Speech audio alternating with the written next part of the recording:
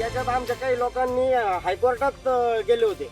हायकोर्टात गेल्याच्या नंतर हायकोर्टानं पण त्यांना आमच्या बाजूने निकाल दिलेला आहे. हायकोर्टाने त्यांना स्पष्ट सांगितलेलं आहे का तुम्ही यांच्या जमिनीत पाणी येऊन देऊ नका. पाणी आल्यास एक तर त्यांची जमीन अधिग्रहण करून घ्या.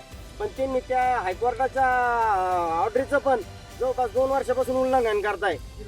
जिल्हा अधिकारीला पण 2022ला जिल्हाधिकारी कार्यालयातून जिल्हाधिकारी साहेबांनी स्वतः यांना ह्या विभागाला पत्र काढलेलं आहे का ह्या जमिनीचा अत्यंत तातडीने निर्णय घेऊन या लोकांचं एक तर भूसंपादन करावं किंवा नुकसान भरपाई यांना तात्काळ देण्यात यावी. 2022 मध्ये जिल्हाधिकारी कार्यालयाने स्वतः जिल्हाधिकाऱ्यांनी पत्र काढून सुद्धा हे लोक त्या पत्राला उत्तर देत नाही आणि आमचा अहवाल जिल्हाधिकारी कार्यालयात सादर करत नाही.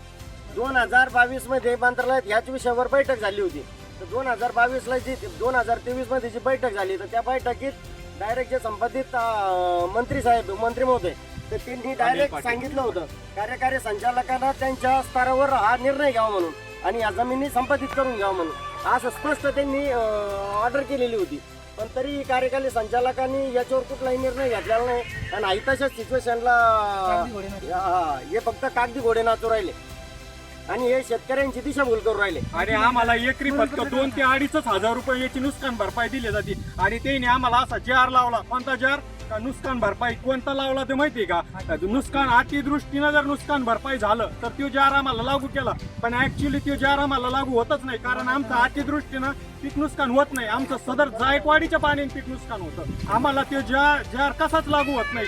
पण विनाकारण तो जार आम्हाला लादायचा. 2-2.5 हजार रुपये आम्हाला नुकसान भरपाई द्यायची. प्रत्येक वर्षी हेच चालवलं. आमची किमान एकरी 3 लाख रुपये मागणी आणि आमचं एकरी 3 लाख रुपये नुकसान होत आहे. आता माझी कपाशीला 40 कायऱ्या डोक्याच्या वर माझी कपाशी वाढलेली होती. माझा त्या कपाशीला 60-70 हजार रुपये खर्च झालेला आहे आणि मला कापूस झाला असता त्या वावरात कमीत कमी 3-3.5 लाख रुपयाचा. आज ते किती देणार आहे मला? हेक्टरी 18,000 रुपये देऊ राहिले.